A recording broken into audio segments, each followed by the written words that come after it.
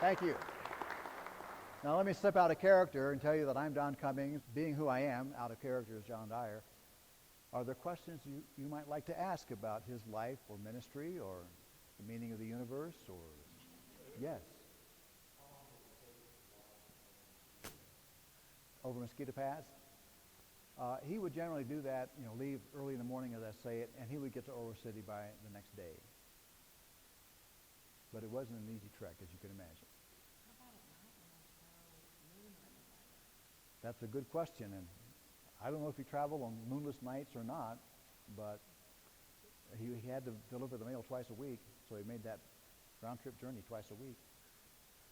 And it got to be known that he was doing that particular winter, and so other folks who wanted to get to Leadville from Buckskin Joe and Alma would ask him if they could tag along with him and let him be their guide across the mountains. So he often would have people traveling with him.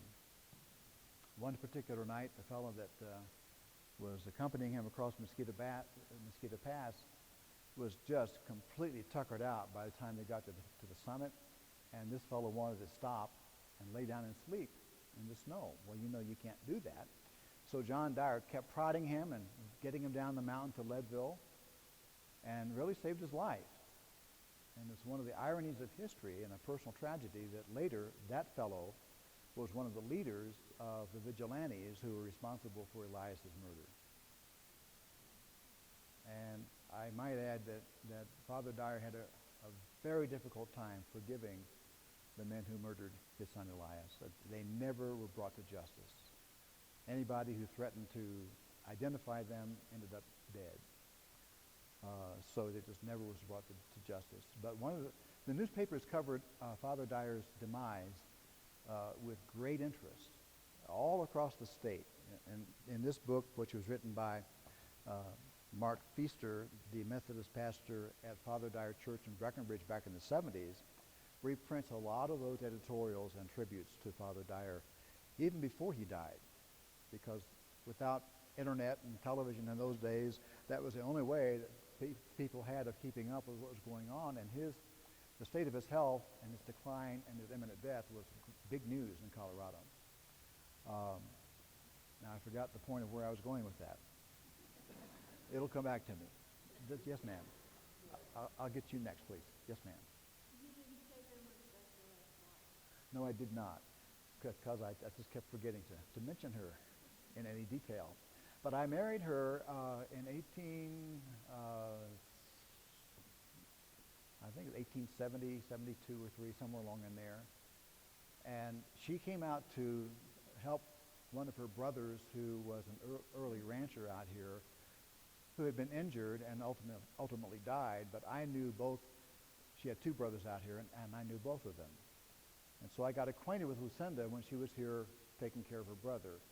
And that's how our relationship and our romance began. So we were married in November of 1870 or so, I forget the exact year, in the parsonage of Trinity Methodist Episcopal Church in Denver. How long?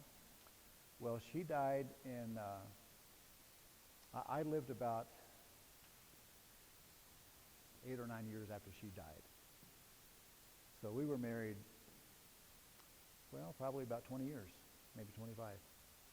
And it was a wonderful relationship. Now, sir. No, I was living, I think I was in Castle Rock at the time. Yeah.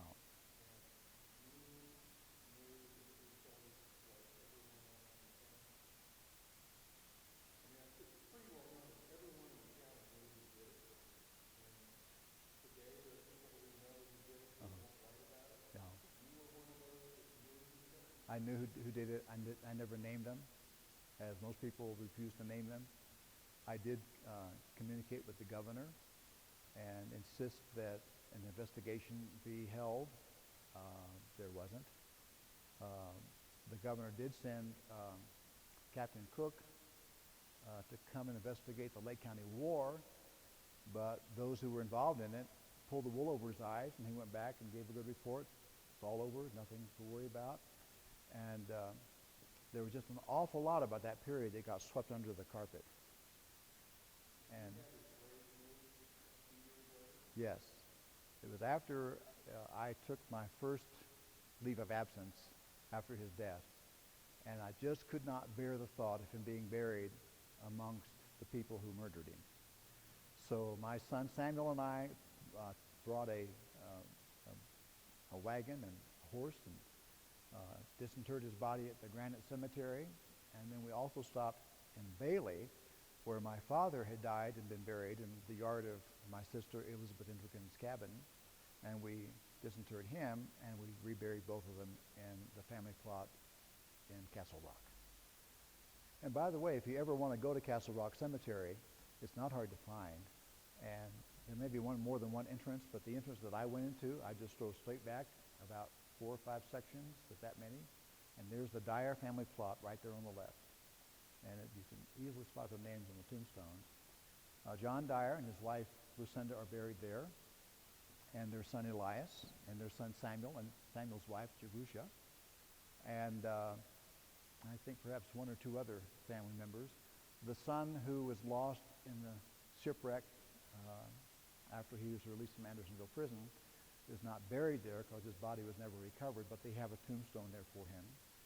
And as I was really taking in the whole family plot there, I looked over at the next plot behind it and was quite surprised and pleasantly pleased to discover that Mark Feaster and his wife, the pastor who wrote this book, are buried right behind the Dyer family plot. So I just think that's a neat connection. And on Mark Feaster's tombstone, he quotes from Father Dyer, "Look for me in heaven." And the origin of that saying for Father Dyer was the first winter that he was out here, he left from Oro City to go back to Buckskin Joe in the middle of winter across Weston Pass. And he got caught in a terrific blizzard, and he was fearful for his life, and he determined that if he was going to die, he would just take shelter under a pine tree and hang up his canvas bag there and carve into the trunk, "Look for me in heaven." So that's the title of Mark Feaster's book, and he put that on his tombstone. Now, yes, sir. If you were, when you were delivering mail from Alma over the Mosquito Pass to Leadville, how'd you lose the key in St. Elmo? Well, that's a good question. It tells me you were listening very closely. But I preached in San Elmo as well, and I did weddings and funerals all up and down Arkansas Valley. I spent quite a bit of time between Salida and Leadville, and into South Park, Fairplay, and everything in between. There were 3 ways to get from here into South Park, and the quickest way is Mosquito Pass, but it's the highest, the most difficult, and in winter it's almost impassable. The second is Weston Pass, which is not as long as Trout Creek, longer than Mosquito, but it's also pretty dangerous to pass over in the wintertime. So the safest but longest route is over Trout Creek. So I went back and forth between South Park and Arkansas Valley across all of those passes, and was quite well acquainted with the territory. So yes, I spent some time in San Elmo. Yes, sir. You mentioned the size and length of these skis, snowshoes, and you mentioned often people would go along with you.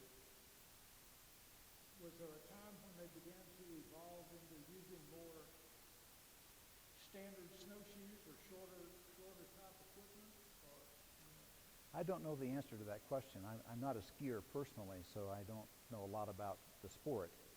I know that the Colorado Skiers Hall of Fame inducted Father Dyer as one of their first members because of his history with snowshoes or skiing in Colorado.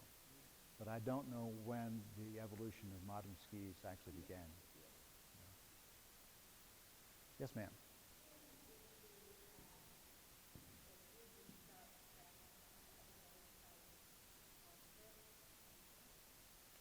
Only infrequently in Colorado.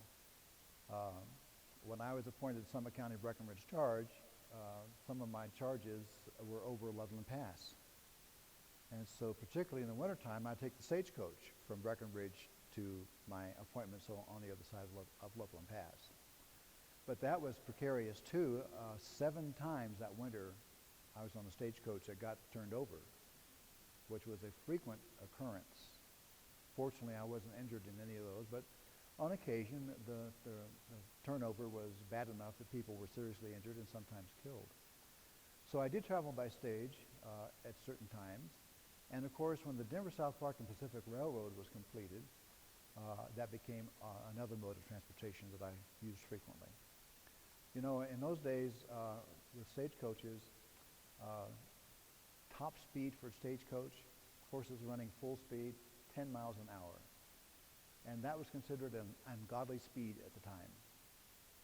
And the narrow gauge mountain railroads like Denver South Park and Colorado Midland and others, their top speed averaged about 10 or 12 miles an hour, because going uphill, they were really struggling, and that was as fast as they could go. And going downhill, they didn't dare go any faster than that, because if they lost control of the locomotive, the whole train went off the tracks. And that happened occasionally, actually frequently too. So you never got anywhere quickly. But, you know, the horse is better than walking. A wagon and horse is better than a horse. A stagecoach is better than a wagon and a horse. And finally, the railroad at least provided for a smoother ride, if not a faster one. Anything else you might like to ask about? Oh, well, at the Breckenridge Church, that's named after Father Dyer, and it is the church that he built, and the original building has been incorporated into the modern structure. But in the parking lot of the Breckenridge Church, there is a small log cabin. I think it's about 12 by 12 or something like that, that Father Dyer actually built for 2 out-of-luck miners who lived in it for a while. And Mark Feaster scouted out what happened to that cabin, and he located it, and he personally bought it and moved it to the parking lot next door to the church. And it's there now. They just put a new roof on it. In fact, I've been asked to come back to the Breckenridge Church in October to help them celebrate the completion of the restoration project on the cabin. But in that cabin, there is a rustic-looking desk. Actually, it's not quite this rustic-looking, but it's pretty rustic. And it's the kind that folds down from the wall, hence 2 legs on the wall side and this single leg on this side, which just propped it up when it wasn't folded up against the wall. So this is kind of modeled after that desk, and it's about the same size. Now, the truth be told, John Dyer never lived in that cabin. He probably never worked at that desk, but the association with him is very close, in that he built that structure. Again, yes? How many dwellings did I build? You mean like parsonage dwellings? I would say, well, that's really a good question, because I built a log cabin in Lincoln City, for example, and I never lived in any of these for very long, but you had to have some place to get out from the weather.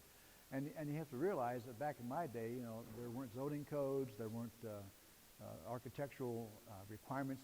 You just cut down some pine trees and had them milled into logs, and you put up a structure.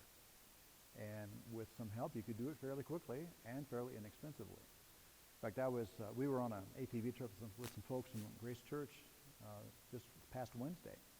And one of the fellows on the trip is a fireman, and we went to Geneva City, and I don't have any record I have not come across any record that John Dyer actually went to Geneva City, which is in the gulch just east of Webster, if you know where Webster is, on the other side of Kenosha Pass on 285.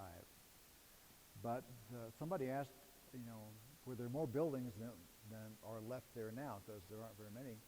And our firemen said, well, oftentimes in these gold mine camps, when the mines petered out, they would burn the buildings, because the most valuable part of the buildings was not the wood. They could get that from the hillsides anywhere.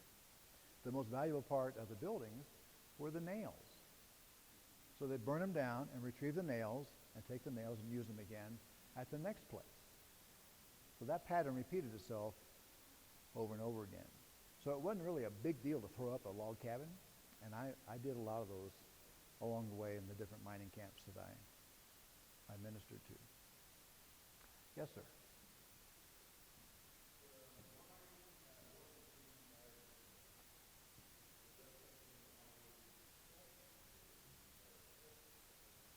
Well, yes, I operated it, and I hired miners to help operate it or to mine it. We called it Warrior's Mark mine. Warrior's Mark. It wasn't a high-producing mine, but it was worthwhile for a time. It was really the weather that drove us out of that spot. Again, Lucinda and I was about 14 years older than she was, even though she died younger and earlier than I did. But the weather really was more than we could take. And speaking of that kind of thing, I wanted to share what someone has written about circuit riders, and this applies to Methodist circuit riders, Presbyterian, Baptist, all the churches and denominations that had circuit riding preachers who followed the people out west as the western frontier kept expanding. They kept moving with the folks. And this is what some historian has written about that group of people. They were the advance guard of civilization and morality, the most interesting and self-sacrificing breed of men known to American history, whose contributions are legends of every American community. Appalling dangers were braved daily by Methodism's men on horseback. Dangers from storms, swollen streams, wild beasts, Indians, desperadoes, hunger. They ate where and what they could. They slept in the woods when they could not find a cabin. Nearly half died before they were 30. 2/3 of those whose records are known died before they preached 12 years, and 199 died within the first 5 years of their circuit riding preaching ministry. So the fact that John Dyer lived to the ripe old age of 89, with all the hardships that he endured, some of what you've heard about, is really just incredible. He far outlived his contemporary circuit riding preachers.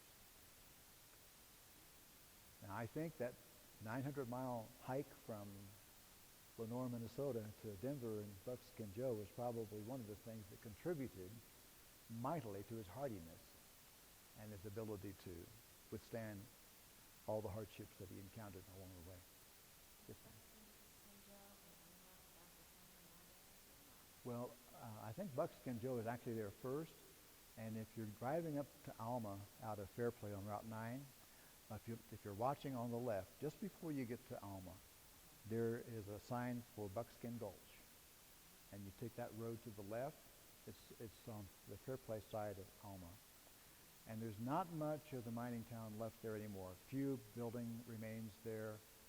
There is a cemetery there that I've looked for but haven't found. It was a booming gold mining camp. In fact, the year that Father Dyer arrived, it was the hottest gold mining town in the state or the territory at that time.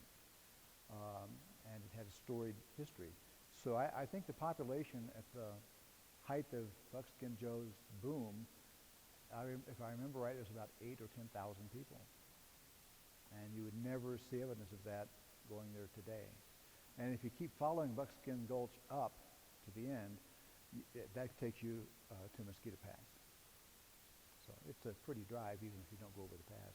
And the pass is a pretty rugged trail, so you wouldn't want to try it in your Cadillac. I had a glass of lemonade up here in case I got choked up.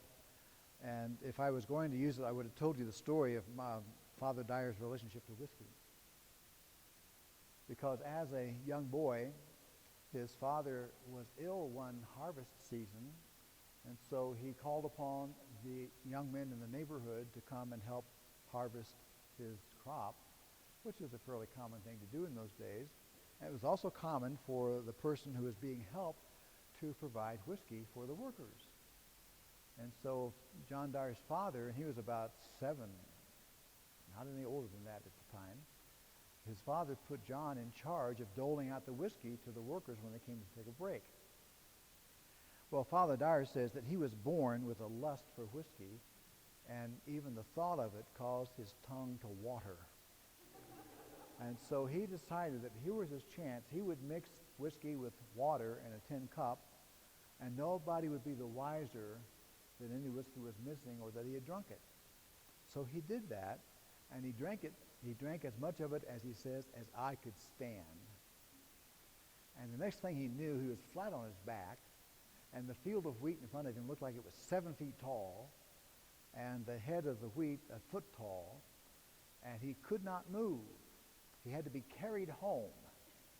And he said, that was my first and last drunk. And shortly after that, he heard a temperance preacher preach a temperance message, and he took the pledge, the temperance pledge, and never touched the stuff again, ever. Which is one of the reasons that he could preach against it with integrity. Okay. You ready to be released? Thanks again for coming. It's been great to be with you tonight.